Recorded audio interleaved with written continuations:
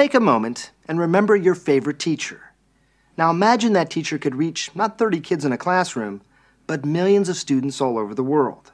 That's exactly what Sal Khan is doing on his website, Khan Academy. With digital lessons and simple exercises, he's determined to transform how we learn at every level. One of his most famous pupils, Bill Gates, says Khan, this teacher to the world, is giving us all a glimpse of the future of education.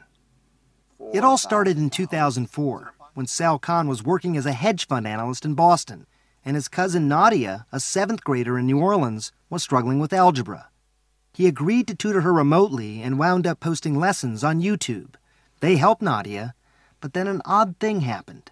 Total strangers started using them too. I started getting feedback like, you know, my child has dyslexia and this is the only thing that's getting into him. I got letters from people saying, you know, we're praying for you and your family. That's pretty heady stuff. You know, people don't say that type of stuff to a hedge fund analyst normally. So in 2009, Khan quit his job and, working from a desk set up in his closet, devoted himself full-time to Khan Academy. It's a non-profit with a simple but audacious mission: to provide a free world-class education for anyone, anywhere. If that goal sounds far-fetched for a guy working in his closet, consider what happened next. There's a website that I've just been using with my kids recently called Khan Academy, K-H-A-N. Just one guy doing some unbelievable 15-minute tutorials. I was like, those videos for Nadia, not Bill Gates. I have to take a second look at some of this stuff. That's right.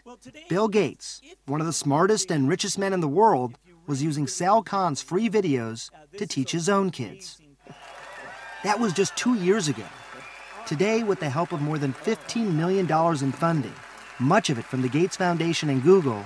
So if we get rid of the percent sign, we move the decimal over. He's amassed a library of math lectures. 12 plus 4 is 16. Starting with basic addition and building all the way through advanced calculus. We're taking the limit as delta x approaches 0. It's the exact same thing. But he's not just a math whiz.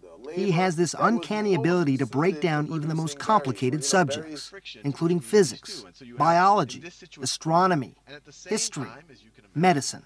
In just a couple of years, he's gone from having a few hundred pupils to more than 4 million every month. Has it sunk in to you that you are probably the most watched teacher in the world now? Yeah, I try not to say things like that to myself. You don't want to think about it too much because it can, I think, paralyze you a little bit. Khan has been able to hire, with competitive salaries, some of the most talented engineers and designers in the country. The Khan Academy office has the intense vibe of a Silicon Valley startup. The team is working to create software they hope will transform how math is taught in American classrooms. Khan Academy has created a dashboard so teachers like Courtney Cadwell can monitor each student's progress. So right now they're all working on things and you can see that real time. Yes. So as you sit here and look at the dashboard, you see how the students are doing individually, you see how they're doing as a whole class, Yep. and you can figure out who you need to help. Exactly. And here I can track their progress over time. I can see who's rushing ahead, who's lagging behind. I can see if they begin to stagnate. A blue bar indicates a student knows a concept. Orange, they're still working on it. But if a red bar pops up, Is kind of the red flag to tell me, hey, it's time to step in and intervene. And I can see So you can see not only that it's red, but specifically what the problem what they missed, and you can see the number of seconds they spent on each problem. Eric Schmidt, the pioneering chairman of Google, says he's seen a lot of failed attempts to integrate technology into education, but says what Sal Khan is doing is different. Many people think they're doing something new, but they're not really changing the approach. Whereas with Saul, he said, what we're going to do is not only are we going to make these interesting 10-minute videos, but we're going to measure whether it works or not. He was the guy to sort of make this happen? Why do you think it was him and not some person who was an educator or who had a background in this area? Innovation never comes from the established institutions. It's always a graduate student or a crazy person or somebody with a great vision. Saul is that person in education, in my view. But no matter how big or how successful Khan Academy gets, Sal Khan promises he'll never put a price tag on it. The for-profits have to mold themselves much more to the education establishment than we do. As a not-for-profit, we're just like, what's our mission? To educate children as well as possible. I've said it enough times, and it's in our mission statement, a free world-class education for anyone, anywhere.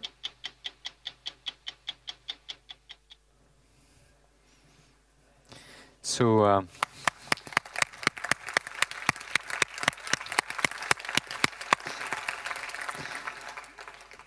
Saul, it's a real privilege to have you online. I hope the Skype is going to work all fine. I think we've just seen something quite amazing. And personally, I'm both a social entrepreneur and a scientist and an educator. And I think that what you've achieved is absolutely amazing. There's millions of kids that are benefiting from what you've done, including my own kids, and I'm sure many others, including Bill Gates, as we've just heard. But the question is, how do you change the education system from there? Okay, how do you convince teachers to use it? I know you've started to do this. Can you tell us a little more about the way you're doing it?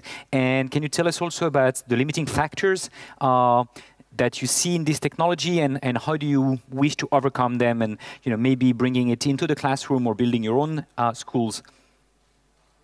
Yeah, it's been an interesting journey for me, and you could tell from that piece that a lot of this wasn't the way that I expected it to happen. In fact, if you had asked me 5 years ago, I would have assumed that I would still be an analyst at an investment firm. And what seems to have worked for us so far has been just being really focused on what does a learner need. So I started with my cousins, and by tutoring them, I started to see what did they have gaps in. Boy, they needed more practice on things. As a tutor, what tools did I need? And I tried to make those. And then once then I started making videos just as an attempt to help my cousins. Then when we got our first funding, it was really to get software engineers and content experts and researchers to make the software even better. And that's when some schools actually reached out and they said, well, how would you use this in the classroom? And we said, well, we think every student can now learn at their own pace. They can master concepts before moving on. We can give a teacher a dashboard so that he or she can see exactly what students need help in what, so they can personalize things. And so what's been surprising for me and I think for an entire team is it's very easy to become cynical about education. I think in every country we've encountered, it seems like this very monolithic thing that's hard to change. But what we found, and it's still very early days for us as an organization. I think it's early days for this kind of movement, whatever you'd want to call it, blended learning, personalized education. But we're seeing there's a lot of demand coming directly from the teachers, demand coming directly from the students, demand coming directly from parents. And so far that has been what's stimulating a lot of our growth. We're reaching about 10 million students right now. Most of them are outside of formal classrooms, but a good million of them are inside formal classrooms. There's about 30,000 classrooms around the world using Khan Academy. And our view is as long as we stay focused, we have teachers part of our design process, we have students, parents, and we're measuring, is it really helping the students learn? And les élèves. Et ça va pas se passer, évidemment, du jour au lendemain. Mais je pense qu'on essaye d'aller dans une direction, on donne du bon contenu gratuitement. Les gens savent que c'est notre mission, que nous nous sommes attelés à cette tâche-là. Et on essaye aussi d'introduire l'idée que l'apprentissage doit être personnalisé, doit se baser sur la maîtrise d'un concept avant de passer au suivant. Une classe, ça ne doit pas être un endroit où le prof fait des conférences aux élèves qui sont assis à leur bureau. Ça doit être une interaction avec les professeurs. Et donc, je pense que c'est ce qu'on va voir se passer d'ici 5 à 10 ans. Ça va être des idées qui vont se généraliser véritablement. Est-ce que vous pouvez nous parler des résultats de la recherche sur l'efficacité, justement, dont la façon dont ça change le processus d'apprentissage des enfants? Je sais que vous avez des anecdotes, mais est-ce qu'il y a des projets de recherche qui ont testé l'efficacité de votre méthode? Oui. Alors, je vais vous le dire, mais il y a une chose sur laquelle je voudrais mettre l'accent avant de vous donner des chiffres et des résultats, c'est qu'en particulier dans une classe, nous nous considérons comme un outil pour les enseignants. Donc,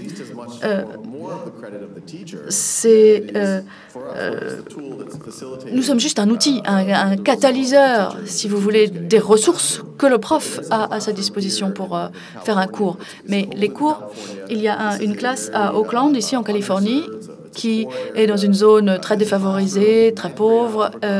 Il y a donc cette classe de maths c'était vraiment une classe qui était dans les 7% les plus faibles. Donc ça veut dire que 93% des élèves de ce niveau-là faisaient mieux que les élèves de cette classe-là. Et puis en 2 ans, ils sont passés du 7e percentile au 98e percentile.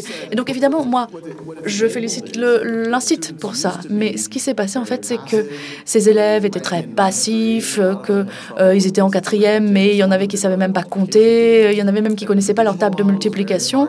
Et donc, dans le modèle d'éducation traditionnel, c'est très difficile de gérer ça quand on arrive en 4e. Vous savez, c'est difficile de répondre aux besoins individuels de chaque élève, quand chaque élève est à un niveau différent. Et donc, ils ont réussi à le faire en nous utilisant comme outil pour faire une expérience personnalisée de la leçon.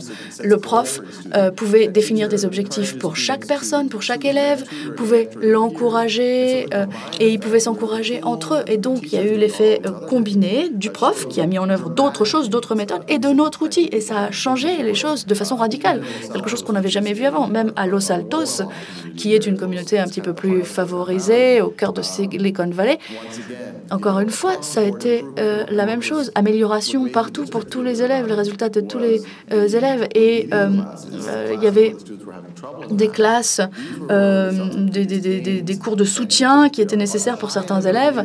Et il y a eu beaucoup moins d'élèves qui allaient à ces cours finalement parce qu'il y a des enfants qui ont réussi à progresser énormément grâce à cela.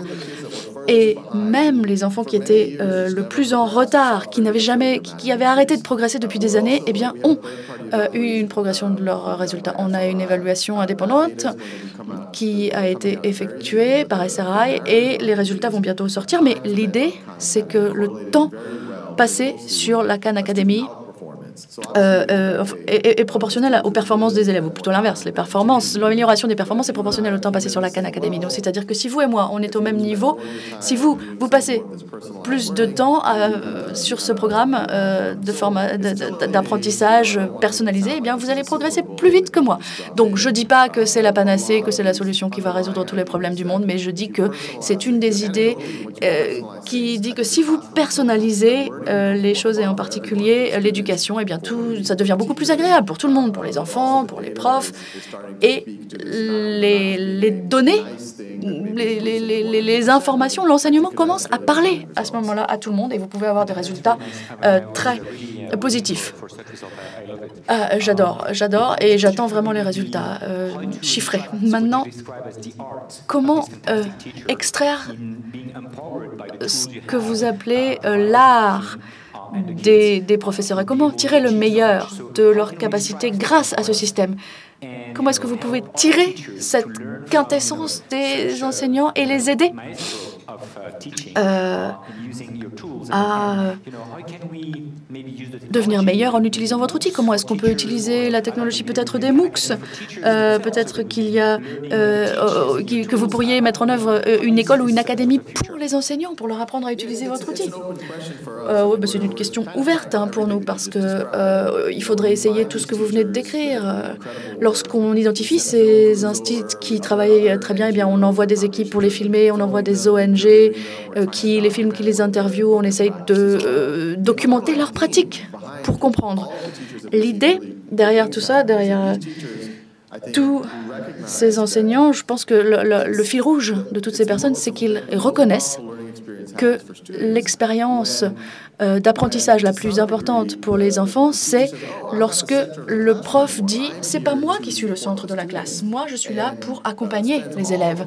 Et quand le prof reconnaît ça et qu'il passe son temps à faire des interventions directes et des interactions directes avec les élèves plutôt que de leur faire une conférence assis à son bureau. Parce qu'évidemment, il y a des profs qui faisaient ça déjà avant la Khan Academy. J'ai parlé à un groupe récemment de profs et je leur ai demandé quel est le meilleur prof, quel est le fil rouge des meilleurs profs que vous ayez eues. Et donc, il y a une femme qui m'a dit qu'il y a des gens qui pensent que les meilleurs profs sont les meilleurs conférenciers. Vous savez, un prof qui vous explique, qui vous raconte des choses. Et elle m'a dit, oui, ça c'est très bien, mais c'est pas forcément le meilleur prof, c'est pas en fait celui qui a le plus de diplômes, etc. Mais le prof qui vous marque le plus, c'est celui qui crée vraiment un lien avec ses élèves, qui a des conversations avec ses élèves, des tête-à-tête avec ses élèves, qui instaure une relation personnelle avec les élèves et qui arrive à changer leur état d'esprit. Si vous pouvez convaincre un élève que c'est intéressant, qu'il faut qu'il s'approprie son éducation parce que c'est son avenir et que le prof n'est là qu'en tant que catalyseur pour aider, eh bien, à ce moment-là, ça va marcher parce que il faut que l'état d'esprit soit là chez les élèves. Et ça, c'est un petit peu difficile de leur faire comprendre ça. Donc, la question, on en est toujours au début. On essaye de documenter les pratiques des personnes qui l'utilisent. On veut vraiment avoir des exemples. On a des exemples parce qu'il y a des profs partout dans le monde qui utilisent ce système. On voudrait créer des communautés d'enseignants. Et parce que l'éducation, c'est une profession complètement isolée. Vous êtes tout seul devant une classe de 25, 30, 32 élèves. Et donc, vous n'avez pas forcément la camaraderie que nous, on peut avoir dans nos professions. Donc, l'idée, c'est aussi de faire se rencontrer les profs pour qu'ils développent et partagent leurs bonnes pratiques. Ce que je veux dire, c'est qu'il n'y a pas une solution qui peut correspondre à tous les enseignants. Tous les profs sont différents, tous les élèves sont différents. Il y a des situations différentes. Donc, ce qu'on veut faire, c'est essayer de mettre en valeur les meilleures solutions qu'on a vues. Super. Je vois qu'il y a aussi autre chose qui peut séparer les différents pays dans la façon dont ils peuvent aider les élèves à apprendre. C'est l'attitude des profs lorsqu'ils voient qu'un élève est en difficulté scolaire. Alors, à ce moment-là, il y a des enseignants qui disent « Oh, ben, c'est la faute de l'élève ». Ça, c'est très commun en France, dans le système éducatif français. Et puis, dans d'autres pays où il y a beaucoup plus de réussite, l'enseignant se remet en question et dit bah, « Peut-être qu'il faut que j'enseigne ce concept différemment ». Et je crois que ce que vous fournissez, c'est une nouvelle façon d'enseigner le même concept. Et donc, apparemment, ça marche. Et je crois que c'est vrai ce que vous disiez, que les meilleurs enseignants sont vraiment des personnes qui observent les élèves, qui observent les enfants, qui essayent différentes choses, qui les testent pour voir si ça marche ou pas. Et donc, si ils voient que ça marche, eh bien, ils continuent à affiner la façon dont ils utilisent un outil pour l'améliorer de plus en plus.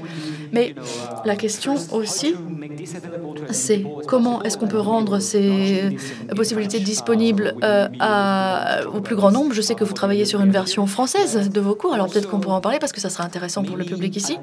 Et aussi, peut-être des alternatives. Combien de Khan Academy vous aurez à l'avenir? Est-ce que vous aurez une Khan Université? Est-ce que vous allez encourager les gens à mettre des vidéos sur votre plateforme? Comment est-ce que vous envisagez l'avenir? Eh bien, la question, comment donner accès au plus grand nombre, eh bien évidemment, c'est quelque chose à laquelle on réfléchit tous les jours. Évidemment, nous essayons... Bon, c'est gratuit, hein, bien sûr. Tous les outils pour les enseignants, tout ça, c'est gratuit, c'est libre, c'est sur Internet. Comme vous êtes en train de le dire, on est en train de l'internationaliser. On l'a fait en Espagne. Ensuite, on aura le portugais du Brésil, le français, l'arabe, l'hindi, le mandarin... D'ici 12 à 18 mois, je pense que tout ça va arriver et que vous aurez toutes ces langues qui seront disponibles. Et ça ne sera pas uniquement des vidéos. Hein. Une grosse partie de la Khan Academy, parce que l'histoire de Khan Academy, vraiment, ça s'est développé grâce à la popularité des vidéos, parce que les gens ont commencé à les regarder et à dire que ça marchait. Mais derrière ce mur, il y a 15 ingénieurs qui sont en train de travailler sur la partie interactive du site. Parce qu'effectivement, dans une classe, c'est très, très important. L'apprentissage a lieu là où les élèves font des exercices, ont un retour du prof et de leur père, etc. Et donc, l'interactivité, c'est véritablement quelque chose de très important.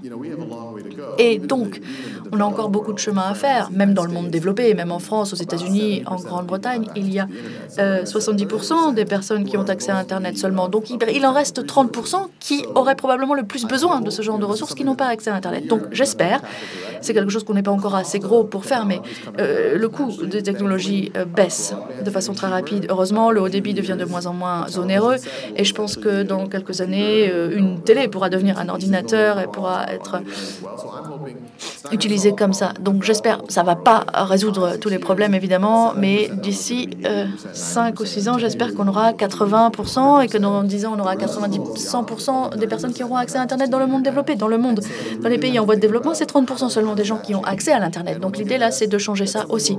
Et alors, nous, on avait tendance à se reposer un peu sur les autres pour gérer ce problème-là, parce qu'il y avait beaucoup d'expériences intéressantes qui étaient faites, d'accès aux technologies dans le monde en voie de développement, le Wi-Fi, le WiMAX, les réseaux, etc.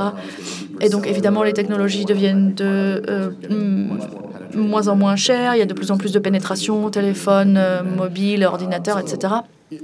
Donc, j'aimerais pouvoir vous dire que ce problème sera résolu demain, mais je pense que ça va prendre au moins 5 ans pour le monde développé, le monde occidental, et puis peut-être 10, 12 ans pour les pays en voie de développement. Alors, pour ce qui est d'autres Khan Academy, ben, oui, évidemment, aujourd'hui, bon, c'est toujours moi qui fais beaucoup des maths et de la science, etc., mais on a d'autres gens qui s'occupent du contenu, d'autres matières en anglais. Alors, évidemment, dans d'autres langues, pour les autres langues, il y a différents niveaux de traduction. Peut-être qu'on peut avoir des sous-titres ou on peut carrément tout refaire. Donc, nous travaillons avec une fondation au Mexique qui a des profs de maths qui regardent ce que j'ai fait moi et qui le refont en espagnol. Donc, c'est des profs différents.